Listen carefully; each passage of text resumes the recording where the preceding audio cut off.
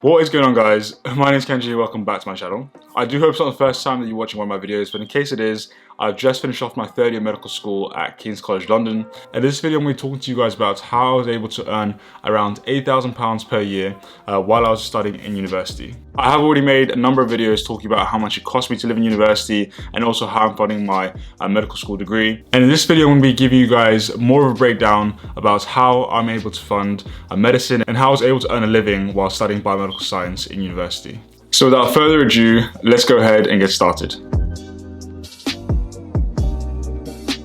So when I first started off at university, I personally didn't have that many skills. So I started off by doing low skill jobs.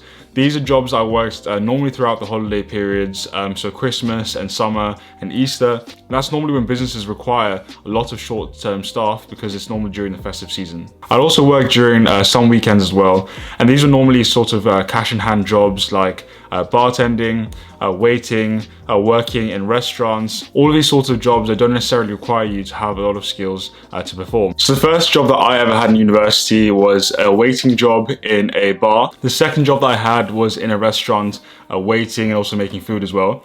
And these are all jobs that required a minimal amount of training and were jobs that you can easily get straight away and get straight into earning money. The advantages of jobs like this is that they're very quick to get, very flexible, it's quick cash, and you also get tips as well on the side. However, of course, there are some disadvantages to jobs like this. The first being that the wages are quite low. I think I was only being paid around £10 per hour or less. You have no contract at all, so they can let you go whenever, and there's no sick pay or holiday leave or anything like that. I didn't necessarily find these jobs fun either, and it doesn't really use the skills and talents that you may already have as a student. And the last disadvantage for working low skill jobs is they can definitely be really tiring because of the long hours you might work and because of the working conditions. I used to work in a bar in first and second year of biomed, and I used to finish my shift at 4 AM after starting at 6 PM. And because these jobs are more flexible, you kind of have to take the hours they give you. So I finished work at 4 AM every single day while I was on shift, which would be really hard for me the next day when I want to do some work for university and revise. So do bear that in mind as well. So these are sort of first jobs that I worked during college, and especially when I started off university. I'm now going to move on to the other jobs I did, which were the higher skilled jobs in university. I want to take a quick break to thank NordVPN, who is our sponsors for this video. I've honestly been using NordVPN before in the past, so I was really incredibly happy when they reached out to me to sponsor the video. For me, as a YouTuber and also someone who really likes to use the internet a lot, especially during isolation, my internet security is something that I don't take lightly. What you guys might not know is that your internet service provider is actually able to track everything you do online, regardless of whether you're on incognito mode as well. And they're actually able to sell all of this information on to other companies and make money from all the information that they know about you in terms of all the websites you visit and information relating to that. NordVPN has a super fast servers, so it doesn't compromise any of your internet speeds. It also allows me to watch Netflix in any country of the world. So if I kind of fancy watching American Netflix or Japanese Netflix, I'm able to do so by changing the location of where my IP address is from. They also have double data encryption, which means that all of my data and everything I do on the internet is completely hidden to make sure that my internet is completely secure and no one, and not even my internet service provider, has access to what I'm doing online. As someone who likes to travel, and as you guys have seen in my Bali vlogs and travel vlogs, it really is important for me to be safe also on public Wi-Fi's, like in coffee shops, in airports, with hotel Wi-Fi. So having NordVPN means that I'm secured no matter what type of Wi-Fi I'm using and no matter where I am. And if you'd like to try for yourself, you'll get 70% off a 3-year plan and also a whole month free by using the coupon code KENJI or by clicking the link in the description down below. But getting back to the video. Later on, as I moved through university, as I moved through first, second, third year, and onto medicine as well, I then started gaining a number of skills that I was able to actually make more money off of. The first tip that I'd have when finding higher skilled jobs is to use whatever skills you have. The fact that you're watching this video means that you definitely have some sort of skill, whether you're in A-levels, whether you're in university, whatever stage of your career you're in. You definitely have some sort of skills, whether it's, playing an instrument, being able to tutor in A-levels. I'm definitely sure that you have some skills that you're able to make money from. And I really wish that I realized this earlier on when I was in my first degree of university. I actually wrote down a few examples of some skills that you may have that you may want to use to make money from. The first thing is, if you're talented and you play guitar, give guitar lessons. If you really enjoy the gym, start personal training. If you're in your second or third year of your degree, start tutoring. You'll be able to tutor A-level students, maybe first year students as well. Work in open days. If you're in university, you obviously have a few skills and you know about university, so you can work open days. If you're a medic, you can work as a GP admin staff. You can also work as a healthcare assistant and also a phlebotomist. So particularly if you're a medic, there's so many different skills that you have that you can definitely apply to the particular field of medicine. So some personal examples of higher skill jobs that I did. When I started my third year of medicine, I was able to tutor first and second years. So I had a few first and second years I used to tutor anatomy in. I also started working for medical companies who needed medical students to teach their different courses. So for example, I work for a company where I go into high schools and I teach kids different medical techniques like taking blood and doing like cardiovascular examinations. And loads of my medic friends definitely work as GP admin staff. This summer I was actually also offered a job as a clinical support worker on the wards in hospital since I'm going to my fourth year of medicine. So if you're a medic, and no matter what field or discipline you're in, there definitely will be some sort of skills that you gain over the few years in your course that you're able to make money from. The advantages of having higher skilled jobs is that you definitely earn a bit more money. You're also able to practice the different skills that you have. So for example, if I work as a clinical support worker on the wards, I'll be able to practice all of the skills that I've gained in medicine. And lastly, the working conditions tend to be better. I used to absolutely hate working as a bartender or a waiter, dealing with drunk people in a bar. I didn't really find the working conditions that great, but working in hospital with patients definitely seems like a much better idea for me at this stage. There also are a number of disadvantages for working higher skilled jobs. So for example, these jobs tend to be less flexible because they're contracted hours. They can also be a lot harder to find because they're more of like a niche sort of job. And lastly, they require a lot more commitment, which can be quite hard if you're in university studying as well. The next source of income that I had during university is through scholarships. These are normally given through your university or through separate companies that are awarded to students who are going through either a financial hardship or who are exceptional in their academic performance. I'll leave a link down in the description below of all these scholarships that I personally applied to. Some of these scholarships that I got were also given to me over summer in the form of research grants. I made a few videos about all the research that I've done over summer, and all of these research grants and scholarships that I was able to obtain really gave me all the money that I needed to last throughout the whole summer, to not only work in a position in a lab and gain experience for my CV and for my degree, but also to give me the money that I needed to last through the whole summer. Not only did this give me enough money to last throughout the summer, it also gave me a bit of spending money and a bit of saving money on the side, which I was able to use for the rest of the school year. I'll also leave a link down in the description below of any sorts of research grants or scholarships that I applied to fund my research positions.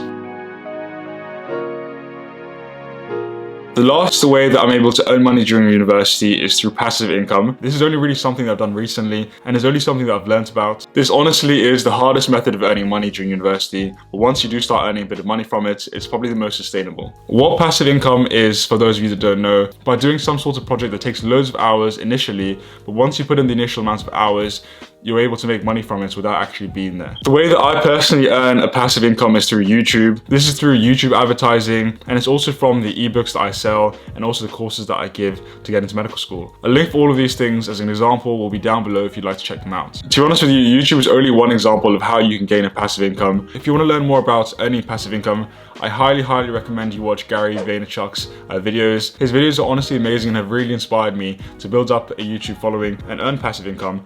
And I also recommend you read The 4-Hour Work Week by, I think it was Tim Ferriss, which I'll put on the screen somewhere. I really highly recommend you guys check these things out if you're interested in earning a passive income. But some examples of what you guys can do to earn a passive income include making a blog or website talking about a particular topic that you're interested in. You can gain money through advertising or through selling products. You can write an ebook on your experience of going through A-levels or going through university.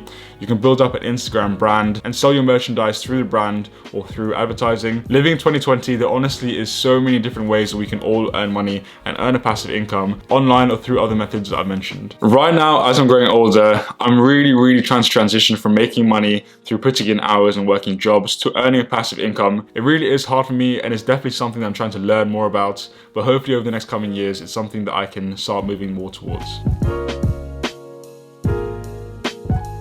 So that is pretty much all the methods that I earn an income during university. But before I finish off the video, I want to talk to you guys about some general tips that you guys can take whilst working these jobs. The first really important tip that I give to you guys is don't commit to more than you can work. I really made this mistake sometimes in committing 4 weeks in advance of all the hours I could possibly take, and sometimes it really screwed me over. I'd forget how much work I actually have to do over Christmas, and I'd commit to working, 40 hours a week, and that would really run me dry and really make me struggle through university. Because don't forget, whilst it really is important to earn money on the side, what's even more important is staying in university and doing well and getting that good grade that you want to achieve in university. The second tip that I have for you guys is to maximize your efficiency during university.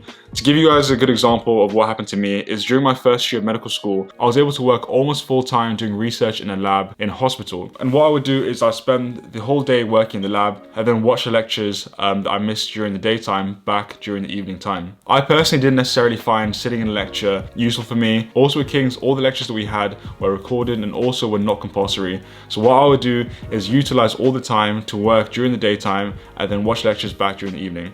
Now, I don't necessarily advise that you guys do this. It made me so tired and so busy. This is something that I personally chose and had to do. But try and maximize your time as efficiently as you possibly can. What I would also say is if you do a course like medicine where there's just so many hours, you really have to become good at choosing what is really necessary to go to and what really isn't necessary to go to. I'm not advising you guys skip your lectures, but what I'm trying to say is that not everything that they timetable you for in medicine is necessarily important. I would definitely watch all of the lectures back online, but sometimes if I felt like it wasn't a lecture that was particularly interesting or necessary to becoming a doctor, I'd watch the lecture back on 2 times or 3 times speed just to make sure that I'm not missing anything important, but also making sure that I'm not spending too much time on things that aren't necessarily important for my growth as a doctor. If you decide to do what I do and not watch the lectures in person, you also save time in terms of commuting, in terms of getting ready. There is a huge chunk of time which can sometimes add up to 2 to 3 hours a day if you live particularly far away from university. So before committing yourself to all of these lectures, do try and maximize the way in which you work first. The third tip that I would give you guys is to only choose to work a shift if it's at least 6 hours. It really depends on what time of the year it was. Sometimes if I really needed money, I'd work shifts for 4 hours only, but normally I try to have a general rule of not choosing to work a shift if it's more than 6 hours. The reason that I say this is that if you're going to spend 1 hour commuting to work, an hour commuting back, an hour having lunch at the actual location, it honestly didn't make sense for me to work anything less than 6 hours because it would cost me money and time to actually get to work, and I didn't feel like it was worth working a shift that was less than 6 hours. So that's the next tip that I'd give for you guys. The next tip that I'd give you guys when working shifts is try and get shifts in huge blocks. Try not to get shifts that are maybe 1 or 2 hours scattered throughout the week. Try and get shifts that are given in huge blocks. So what I would do is I'll try to speak to my manager and tell him that I'd actually like to work a full day on a Saturday rather than working 2 days on Wednesday, 2 days on a Thursday, 2 days on a Friday, etc. Again, this is because you waste time getting ready to go to work, traveling to and from work, and all of these things do take away from the time you could be spending working on your degree. So basically what I'm trying to say is to try and choose the maximum amount of hours that you're able to work in a single shift in a single day to try and maximize your efficiency when actually working that shift. The next tip that I'll give you guys, and I know it's a bit harder, is to try and get jobs that allow you to practice your skills. This really allows you to kill 2 birds with 1 stone. An example of this is, as I mentioned to you guys, I sometimes work with companies where I teach medical skills to high school students. Before my OSCEs, I was actually able to go into the schools and teach these kids how to perform a cardiovascular examination, which meant that I really was well prepared for my OSCE exams when it came to performing these skills, because I had already practiced numerous amounts of times when performing my job. The next tip that I give you guys, which is really important, is try and develop a good relationship with your manager. If you have a good manager who does like you and who does support you getting money that you need to fund your university degree, it really does increase the chances of them giving you more hours, more shifts, and being more flexible when it comes to your own timetable. The final and probably the most important tip that I can give you guys is to really consider whether or not you can work a job during the final years. I know this is kind of contradictory to this video, but what I'm trying to say is that during the early years of my degree, particularly in first and second year, I really was able to work so much and earn as much money as I possibly could. But when it came to the final years of my degree, for example, in my final year of BioMed, I definitely was not able to work half as much as I used to before. The workload obviously goes up as you move throughout university, so during your final year, you may want to consider either giving up your job or working a few less hours, just to make sure that you're not giving your work any less attention than it needs in university. And before I end the video, I'd like to thank NordVPN again for sponsoring this video and making it possible. If you'd like to support the channel and would also like to get 70% off the 3-year plan and a whole month free, please use the coupon code KENJI or click the link down below in the description. So that is pretty much how how I was able to earn money throughout my university degree. All of this meant that I was able to travel as much as I wanted to throughout university. If I felt hungry on a Friday, instead of having a can of beans on toast, I was able to order a KFC. I was also able to pay for the deposit for my accommodation that I needed. And I also managed to even buy a car in my first year of biomed at my third year medical school. If you follow these tips, hopefully you guys will be able to build up your own financial freedom as well and enjoy university a bit more. Like, I think the worst thing and the hardest thing in university sometimes can be your finances, particularly if you're like me and don't really come from like a rich background or have parents that can necessarily fund everything for you. So I really do hope this video has been helpful for you guys. If it has been helpful for you guys, please leave a comment down below and let me know what you think. Make sure you subscribe to the channel, give the video a thumbs up. Thank you so much for watching, and I'll see you guys on the next one.